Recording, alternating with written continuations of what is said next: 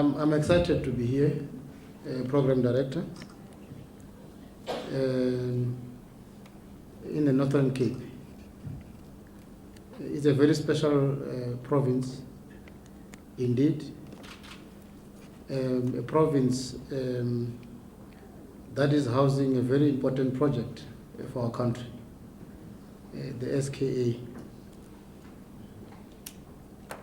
And I'm going to share with you how this project, TTT, is going to assist the communities in Northern Cape to be able to receive better broadcasting services. Program Director and colleagues from various government departments and colleagues from other provinces, ladies and gentlemen, good evening once again.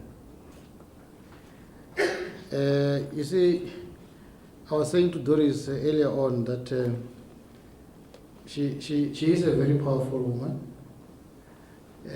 She's the one who said I must leave Pretoria and come here. Isn't that so, Doris? Yes, no, I give instructions. Yes. She's the one who instructed me to be here, and I have obliged, and I'm here. Thank you very much for giving me that instruction. So it's a lawful instruction, by the way.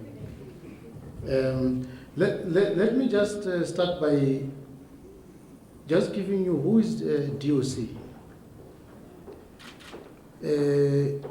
You will recall that the President in May last year established a new department called Department of Communications with the sole mandate to develop and implement an overarching communications policy for the country, a department which must disseminate information to the citizenry, and also a department which must brand the country locally and abroad.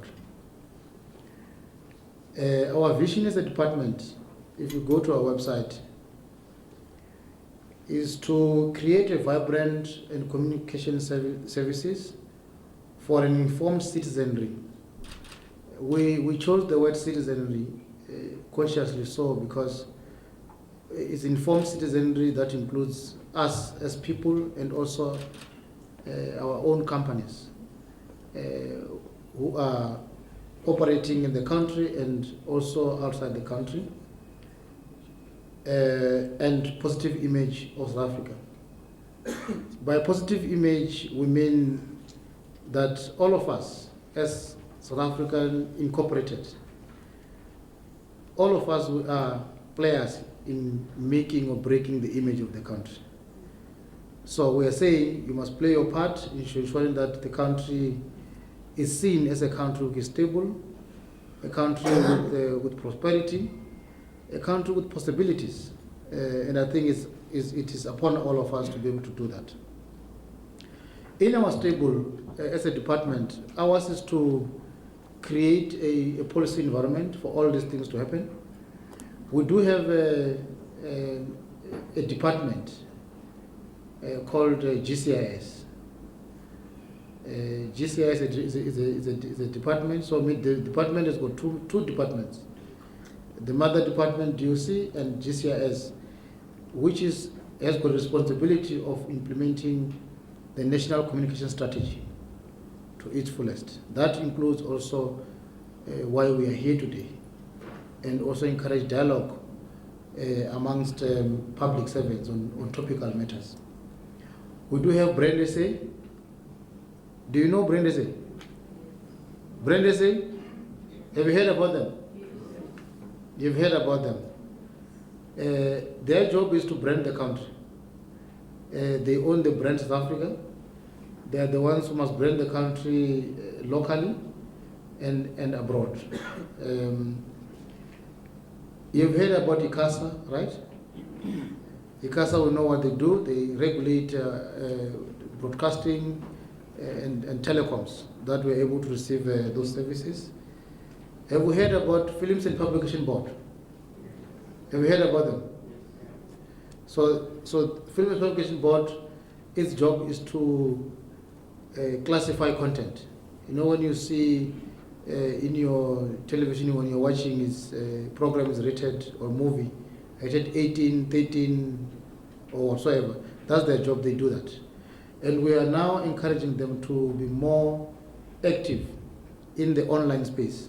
As you see, most of our kids are exposed to harmful content, like pornography and all of those things, cyberbullying and all of those things. So that is their responsibility. Then we have our own SABC. We know the SABC, right? One or another we consume SABC content every day. Then the last one is the MDDA, Media Development and Diversity Agency. We know about it, right? Which is, its job is to foster transformation, diversity of views, and support community media in the form of print and also in the radio space. This morning, this afternoon, program director was at Radio Temaneng. It's a community radio, so I was so proud because we donated the equipment, the whole studio that they are using to broadcast to the communities here. And I'm proud to see people like DJ Tebza, who is a product also of Nemisa, which is a government school where we train mostly young up-and-coming DJs to be the man that he is today. I'm so proud of Radio Temaneng and everybody there. Now, to get to our discussion, we have heard the word digital, right? We've heard about that word. Eh? We know what is digital, right? Do we know? Eh? No, and I think you must think about that. By the time we begin to engage, you are aware. But I think if you get these small booklets here outside from our colleagues, they begin to give you, in the simplest way, what we're talking about. And I'm encouraging you to pick one and read, read that. You see, digital migration, it's a concept which is used globally. A concept which defines the technology, the new technology which is going to be used for us to receive broadcasting content. Right? New technology which enables us to receive broadcasting content in a manner that ensures that if we are using, for example, 10 megabytes, I'm just making it as an example, right? I think we know we have got megabytes and gigabytes and all of those things. If, for example, in the area where you're providing, where SABC broadcasts SABC 1, right? You can see that, right? It's a channel, right? It's allocated by CAS. Let's suppose it's 10 megabytes, right? With this new technology, what it does, it compresses the 10 megabytes to about 2 megabytes, right? In the 2 megabytes that is compressed, you can have up to 16 channels in the 2 megabytes. Are you following? That's what digital migration is about. It's a compression technology. You use little space to create more space for more channels, right? So the other 8 megabytes which you have saved are the megabytes that you are going to use to provide other advanced services. For example, other advanced services like broadband, for example. Are we clear there? I try to simplify it to be, think about it in that way. That's what digital migration is about, right? Where SABC is, you're going to have how many channels? Up to 16, right?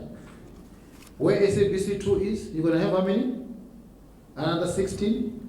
Where SABC3 is, you're going to have another 16. So which means when we switch on, SABC will have about 48 channels at a go. Right? So I think I'll share with you the other benefits and all of those things when we move along. So I will clear them so that we can follow each other. So we're fine, right? Now, this slide here shows you the digital migration ecosystem. I agree we know the ecosystem. Something is born, it dies, ground, trees, and we know that's how it happens, right? So in here also you've got an ecosystem which governs how these things need to happen. And by the way, it is not a choice that South Africa were migrating to this new technology. It is a compulsory thing that the world is going into that kind of technologies. And we are saying as a country, we can't then say we are going to stick with our analog, wherein we have got a lot of developmental challenges. For example, we have got challenges of the SABC's ability to provide programs and content in all official languages. It's not possible at the moment. So what we have done as government is to put a policy framework in place. That is done, it's a tick. There's also, when you've got the policy, you must then have a regulatory environment. That is done, ICASA has done that, it is a tick. We've got standards. So the standard that I'm talking about here, you've got standards which are used for our region, for let's say in Europe. It's called Digital Video Broadcasting Terrestrial Standard, right? DVB-T. When you go to America, they are using another standard, ATC. You go to South America, they're using another standard, ISDBT, and all of those things, right? South Africa, the SABS standard body, that is done. We've got the standard, it's DVB-T2, right? We get the second generation of the digital video broadcasting standard. Then you've got Centec. How many of you have been, you went and checked the TV? Outside there. Did you go and check? Please, you must go and check, because what it does, it begins to show you the difference between the analog signal that you have and the digital signal that you're going to have. In the analog space, sometimes you've got all these drizzles, you can't see pictures clearly. In the digital space, the pictures are clear. I think you can show that you can go and witness is there. It's not a video, it's real. That's how it's done. Transmission network, you've got the towers all over the country, right? Centec towers, those tall stuff. That network already is digital. Centec has done that work. There is digital signal in there. There is analog signal. At the moment, those towers in the entire country are able to transmit analog and digital signal at the same time. I will explain to you what does that mean. Interference harmonization, I think the program director spoke to what we have done. And then you've got devices. For you to see, you must have a television set at your home. I'm going to share with you about that also. Then consumer awareness. And I think what we are doing today here is part of that awareness, building awareness amongst ourselves, so that people don't, when you go to the shop, they say, no, this one is a digital ready. And I think we need to guard against things like that. So don't spend a lot of money buying a TV that you think is digital ready when it's not. You spend 50,000 rand to buy something that you're still going to need another device for it to be able to work for you, and you spend such amount of money. Distribution, logistics, viewer migration, analog switch off. So these are all the. So the last one here, this digital dividend release. Remember I spoke about 10 megabytes, right? You remember? The 8 megabytes which are going to be saved is called a digital dividend. That's what it's called, right? I have that picture all the time, because I'm going to refer a lot to that, so that you can follow the discussion. There's a program office. Dr. Mtovi is here. He's the project manager. Is done. Is capacitated. Technical teams have been established. By technical teams, we mean teams which are including all role players. Remember, I gave you a slide which shows department, right? SABS, ICASA, Centec, USASA, all of those. All of those entities, they form the information planning team, because we need to plan together and sequence all of these things. There is another team which is led by our team and GCIS on the public awareness, and the team that's looking at the spectrum harmonization. The policy is done and has gone through 2 amendments in 2012 and 2015. I hope you have been following this debate on the papers, where you heard that the ETV is challenging the minister in court regarding the issue about encryption. Do you know encryption? What is encryption? Eh? Do you know what is encryption? You have not heard? How many of you have DSTV at home? Eh? All of you? You've got a smart card, right? That you put in the decoder. What does it do?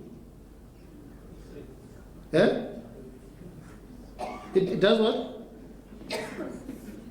Eh? The encryption that was a bone of contention has to do with the fact that when we provide the set-top boxes to the people, a set-top box is a decoder, right? The one that we have at home. Its other name is called a set-top box, right? It's not a new thing, it's a decoder, right? It's called a decoder because it decodes the signal, which is encrypted, so that you can see it in your television.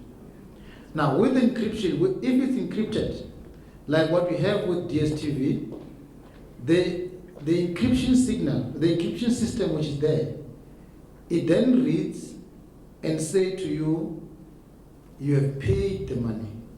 You are in this bouquet of 199 rand. You are only allowed to see programs 1, 2, 3, 4, 5. It then allocates that and then checks whether you have paid the money or not. If you have not paid the money, you won't see the channels, right? So the encryption that they wanted, what was the bone of contention, was to say, when we provide free set-top boxes to people, we must also put that system on the boxes. To put conditions for Mamkwena or any other person to be able to have conditions on how they access SABC 123. And we said no. We are not going to change how people watch television. Pay is for the middle market and is a choice of the person. But government must ensure that everybody has got access, universal access to broadcasting services as guaranteed by the Constitution, Section 192. That was the fight. Are we clear now? You know encryption now. You don't pay, you don't watch, right? And the condition is that you pay to watch DSTV. We all pay, right? Lots of money for that.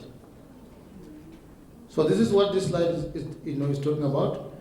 The regulation, I spoke about regulations and standard, right? The regulations are done. Don't worry about the word. DTT only means digital terrestrial television, right? Digital terrestrial television, they are done, right? Now, regulations for digital channel licensing are to be finalized. The standards, remember, spoke about DVB-T2, they are all done. But this technology that we are going to be using, DVB-T2, T stands for terrestrial, right? It's inland.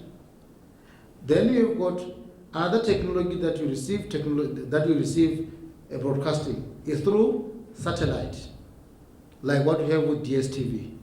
That's why it's called digital satellite TV. All those things are done. The control specs, as per the policy, they are done. The conformance testing is done. We've tested boxes already. The network is ready, 100%. It covers the entire population.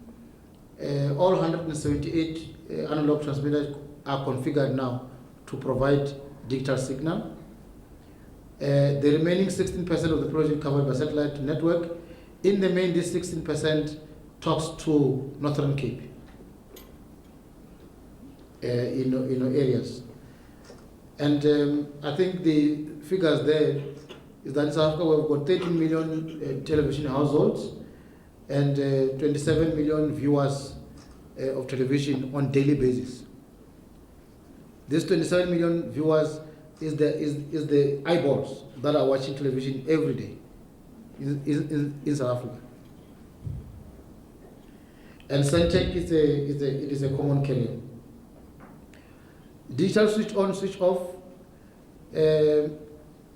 Let me just explain to you this performance period called dual illumination. Remember I said to you, Centec already has got analog signal and what? And digital signal. So that period wherein Centec is now broadcast the two signals is called what? Dual illumination. Is dual, is two. It's two signals. You are illuminating two signals at the same time.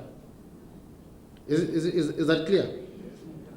So we are saying that we are looking at a situation in the next 18 to 24 months, right? You will continue to receive your analog signal, and those who will be able to buy television sets or have set-top boxes will receive digital signal. Remember, if SABC, for example, is going to launch new digital channels, you will not be able to receive those channels unless you have a decoder or television set. Right? Are we clear there? Are we clear there? Dual illumination, you must keep it. And then the date with which the minister will announce the switch off of the analog, it's called an analog switch off date. On this date, if you don't have a decoder or a set-top box or a digital television in your house with a tuner, you will not be able to receive a broadcast signal. You are cut. So it's important that all of us, we are aware of this so that we don't find each other when we say on the 31st of December 2016, I'm just making as an example, we are switching off, we have not had the necessary equipment. Otherwise you must go and watch next door, your favorite programs. Isn't that so? Okay? The roadmap, I think, in here is just to say what must happen for us to get to a level where we can say now we're switching off. We will not be irresponsible as government. We will try by all means to do it in a phased manner, not to disrupt people in watching television and the program that they like most, and so on.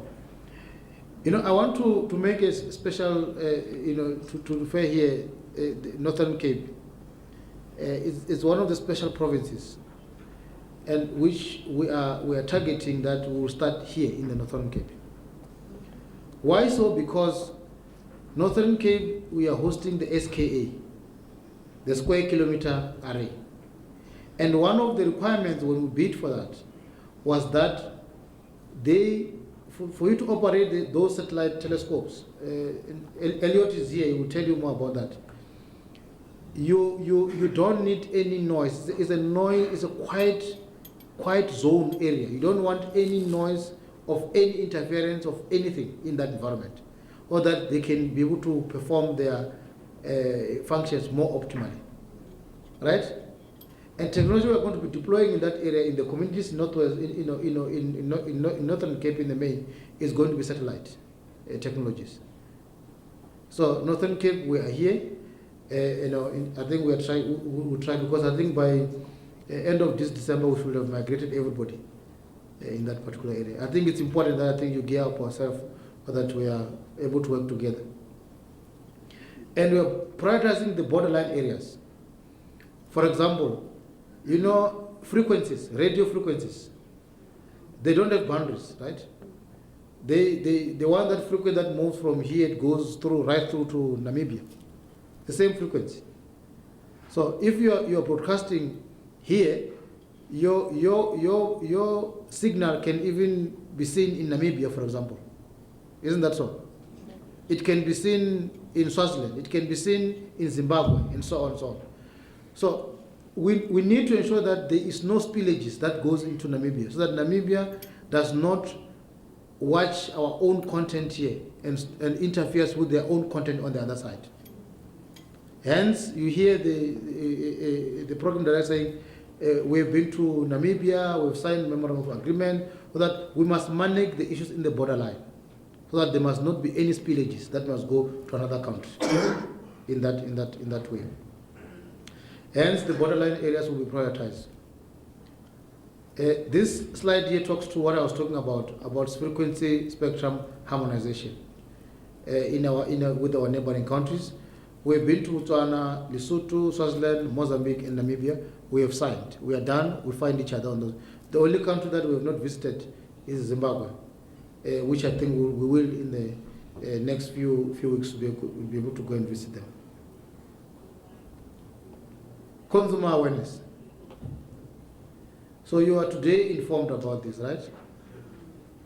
You are today informed about this, so that you can become ambassador of this and be able to say, this is what DTT means, this is not what is not, right?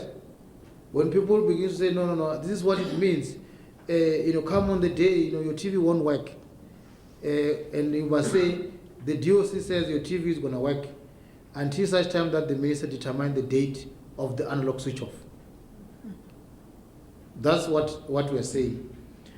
And the strategy is completed, and we are educational, 3 major launches: education content, educational launch. We are doing that now. A performance period will be announced, analog switch off. Those are the critical things. So in all of these things, we'll be communicating as to what are the activities which are going to be happening there. Key messages have been developed. This small booklet here, it has got the key messages, right? Frequently asked questions about that. And in here, you can also find other information about what digital migration in a simplest form. The logo has been done. You know the logo? You don't know the logo? Just look at this one. This is something called Go Digital Tick. You saw that? If you find somebody selling you a box or giving you a box which does not have this tick, it's not compliant.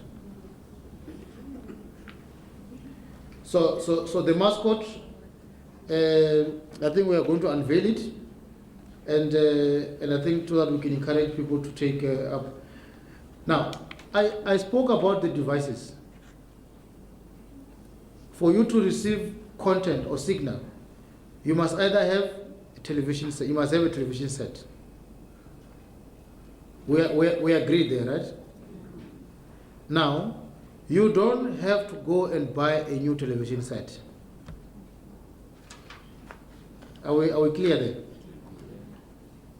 People are going to say, this one is HD ready, does this. If it's not an integrated digital television set with a tuner inside, it will not receive a signal. You will still need to go and buy a set-top box, a decoder. Are we informed there? Are we informed? Please. So with this one, we have taken a position as government to say we are going to subsidize 5 million poor TV owning households in the country for free. Right? If you earn, the entire household salary per month, income per month is less than 3,200. Right? And I guess many of you don't qualify. Isn't that so? Eh? Eh? No comment? Yeah. So we are going to give a package. The package is a decoder, it is an aerial, and it is also installation for free. That number will be reviewed as we move along. When we see whether people are taking up or not, we'll review that as we move along. But you also will have another market wherein people can go and buy set-top boxes for themselves, decoders for themselves. It is a once-off payment. You don't have to pay again. You pay once, you're done, then you're able to see.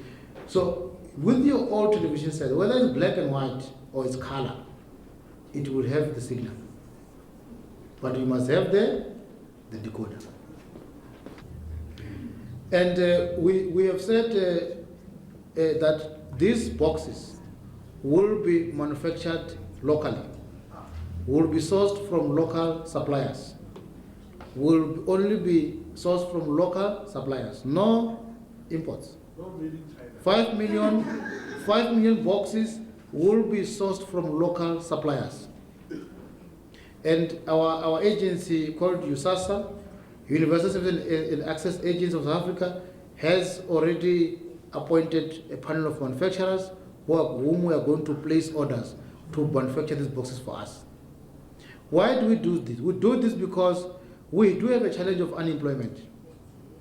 And we are saying, instead of going to import all of these things, let's make them here, so that we can give opportunities to the young people to be able to be employed. We are saying the people who are going to be installing this must come from local communities. So it does not make sense if we are in Springbok or we're in Khalishi or what is the other place? Eh? Newtown, Kimberley. You bring people all the way from Gauteng to come and install here. Doesn't make sense. We are saying the locals are the ones who are going to be trained, are the ones who are going to be installing. Not people not move from one province to another. So you are going to be installing in your area. So I think now what is happening now, you see people are taking advantage now. They are saying we are training people to install these set-top boxes. They are not from government. Our training is free. Don't have to pay any money. That's our training as government. Please, let people not to register on all of this. Otherwise, it just becomes bogus training. We are saying this because Dr. Mtu there almost every day, people come there and say, no, I've been trained. They said I must come here and you will give me a job to go and install set-top boxes. It's a reality.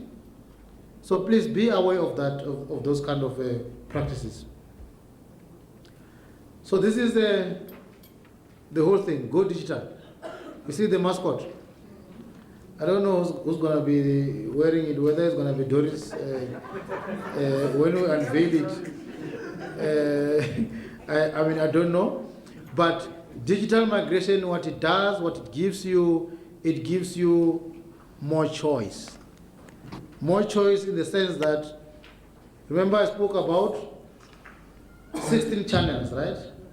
You have got a choice whether you want to watch kids channels, you want to watch documentaries, you want to watch sports, you want to watch, so that's what it gives you. You've got more choice, right? It then says to you, it gives you better quality pictures. There will not be a situation where you will struggle to see whether it's a human being on television or because of the snowy pictures. You know those snowy pictures.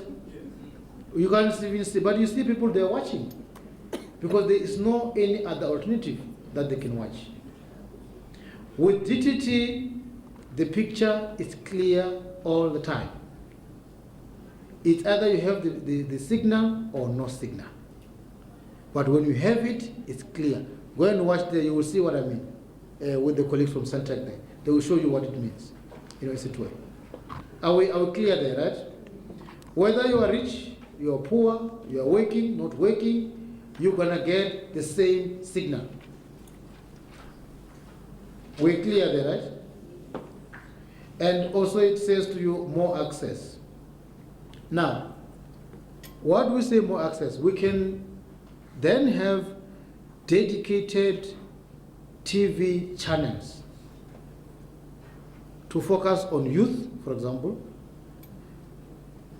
to focus on women issues, to focus on documentary, to focus on history, to focus on education, to focus on health, to focus on anything. It's like what we have with DSTV. You've got a variety of programs that you find there, right? The challenge that is there, and I'm putting to the people of Northern Cape, especially those who are in the creative space, all those channels requires content. Where will SABC going to find it?